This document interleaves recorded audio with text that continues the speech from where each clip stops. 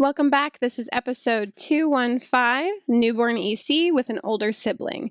You can find the show notes over at godiaperfree.com/215. Ask a question, leave a comment, and find all of the links to everything I mentioned here in today's show there at that link.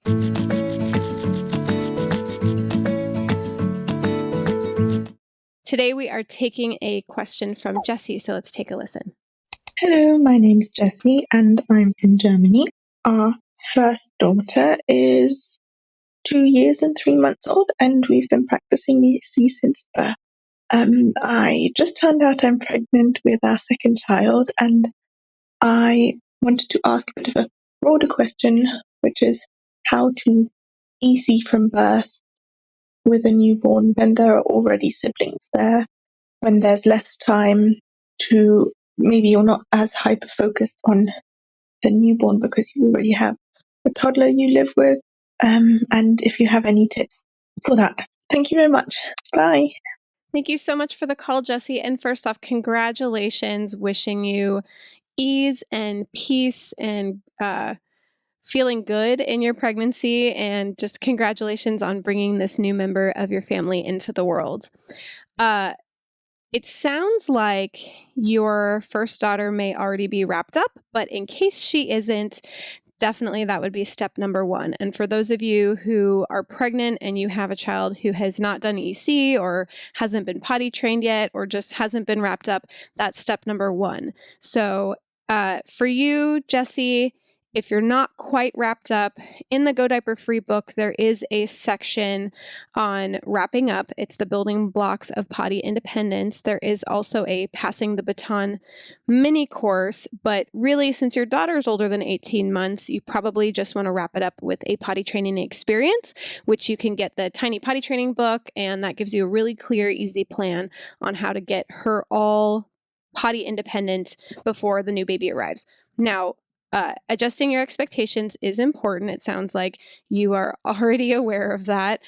So recognize that there will be some regression when your baby comes along. And that's very typical. It happens in many areas: eating, sleeping, behavior, pottying, absolutely. So be ready for it.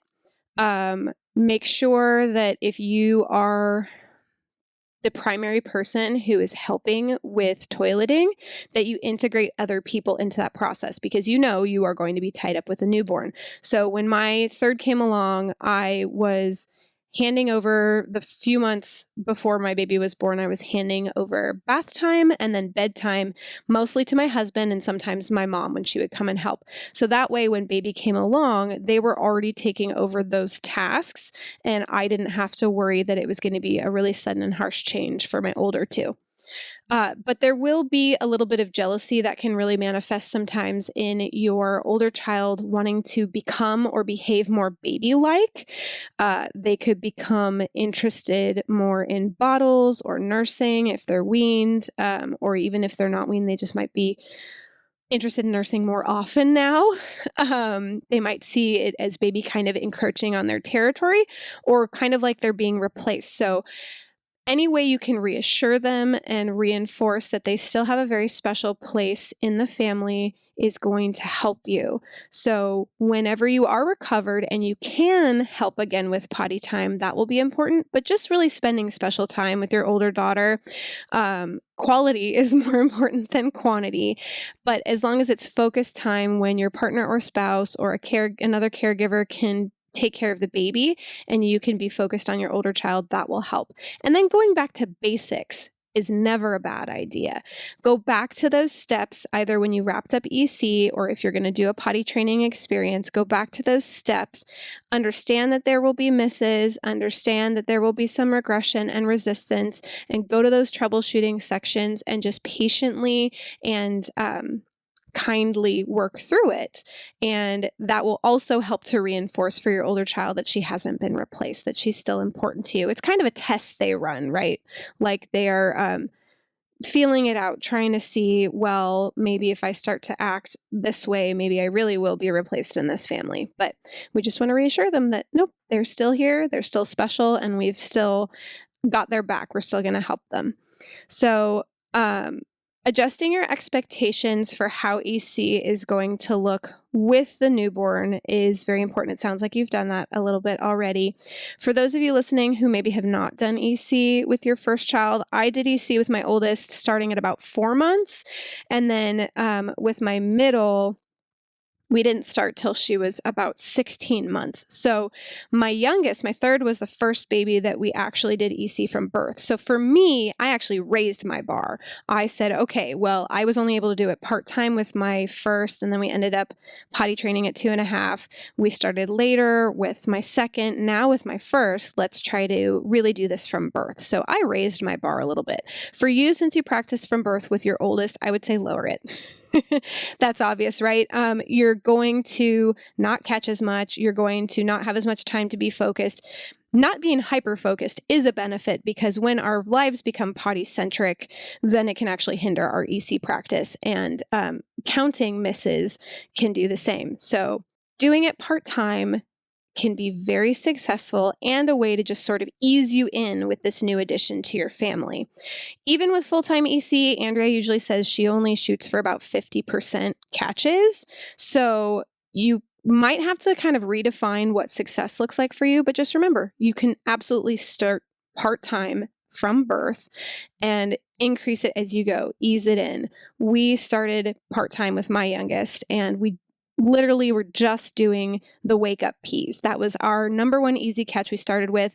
We eased into poops really pretty easily after that, but you're going to need to choose what is going to be easy for you. That was easy for me. Wake up pees might not be easy for you or your family. So you don't have to necessarily go by the 4 easy catches that we have listed in the Go Diaper Free book. That could be a jumping off point for you, but it will be up to you to determine what is actually easy for you to catch. And then if it's not easy for you to catch, don't break your back doing it. My older 2 were going to preschool when I had my youngest, and after my husband went back to work, I was in charge, of course, of getting them breakfast and getting them ready to go. Well, I always knew I was going to miss that pee with the baby during breakfast. So I used the backup the way it's supposed to be used. It's a tool to help you when you can't get to the potty quickly enough, there's not one available, you're busy with other children, whatever the life situation may be. So get comfortable with using that backup, whatever you choose. And I knew that the baby would start to fuss while I had my hands full with breakfast. And I would just say to her, Mama will be right there. Go ahead and just go in your diaper. Now, she wasn't understanding those word for word phrases as an infant or a newborn, but she was understanding my tone of voice and the attention I was paying to her and the reassuring nature of what I was saying. So you can try something like that. Like, it's okay, baby, go ahead and use your diaper. Mama will be right there.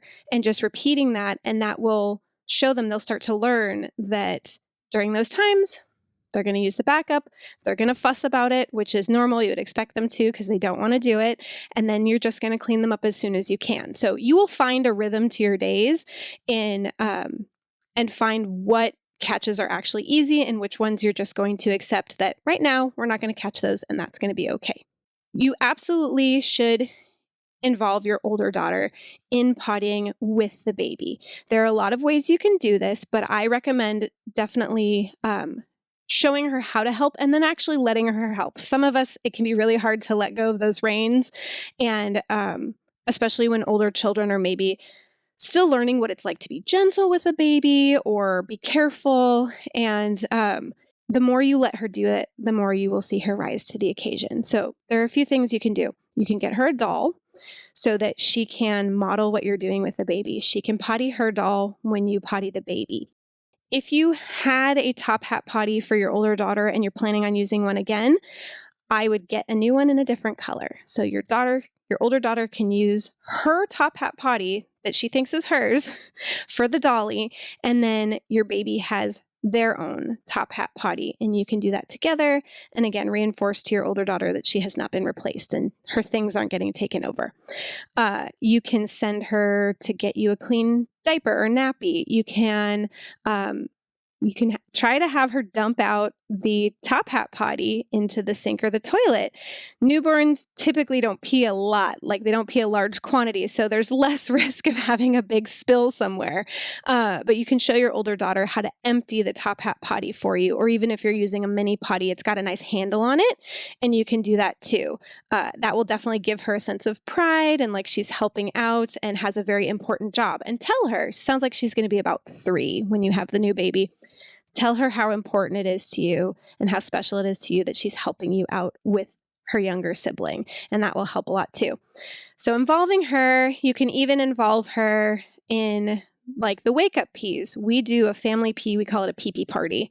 Either when it's the final pee before bed, we're like, okay, let's have a pee-pee party, or if we're going to be going somewhere. So you can involve her in that way too, where she can be pottying when you're pottying the baby. And another quick tip is ask for help and make the most of getting help, whether it's help with your toddler or help with the newborn. Both things will make your life a lot easier. If you don't have family nearby or your spouse can't stay home for paternity or maternity leave as long as you'd like, if there's any way you can hire somebody, a postpartum doula, whatever it is, if you can get help, that will really ease the process. So you can either use our caregiver guide that comes with the Go Diaper Free book and line out, when baby usually needs to potty, what their signals are. If you don't know when baby usually needs to potty, you can use the log app, which is a lot easier, I find, than the paper observation log. That's still in the resource center for the book if you prefer paper. But having a baby in your hands with a toddler, sometimes it's just easier to grab your phone and a press of a button. You can log their timing, and that way you can jot that down on the caregiver guide and show your caregiver, when they're going to be able to potty the baby, so that you can have that sort of off your plate and use that time to be concentrated on your toddler, or vice versa. If you can have a caregiver helping out with the toddler, that makes a big difference too. And then also make sure your toddler is getting enough sleep. We want to make sure everyone in the family is getting enough sleep, really, because the newborn period is already a sleep-deprived period, but if you've also got an overtired toddler on top of it, that will make things extra difficult, not just in the potty training or the EC arena, but everywhere. I know Andrea has used the baby sleep site in the past, and actually on that recommendation, I've used it before too. With my second, we were having a struggle where she and I were really not getting a lot of sleep. The rest of the family was, but we weren't. And so we used that service, and it's incredibly customized. Whatever your choices are, they're super EC friendly. You would be surprised the moment when I took the intake call for the baby sleep site, they asked me if I was doing EC. So they're very aware. And there's even a podcast episode that I'll link from the baby sleep site that Andrea did an interview with. So they will customize your sleep plan to whatever your family situation is, whatever your choices are, without judgment, whatever your setup is, and they will help you all get a lot more sleep so that you can all be well rested and ready to tackle everything, including EC. So I will link to those. I will link also, if you are listening and, like I said, either you are pregnant and you haven't potty trained your older child or children, or maybe you have a baby and an older child still in diapers, there is a podcast 194 on wrapping up 2 kids at the same time who are not twins. So kids of different ages. And then we also have podcast 81 is a similar topic to this, about how to do EC with a baby when you've got multiple kids. So if this is not your second child and you're listening, if you're pregnant with number 3, 4, 5 or beyond, Andrea has done this 4 times and is about to do it for a 5th time again. So she's got some extra tips for all of you in that episode. And then you can go ahead and head on over to the show notes and find all the links that I mentioned here. Please leave a comment, ask questions if you have them, and let us know. Have you ever done EC with a second or subsequent baby? What worked for you? Let us know. Thank you again so much, Jessie, for the call, and thank you all for tuning in today. We'll see you next time.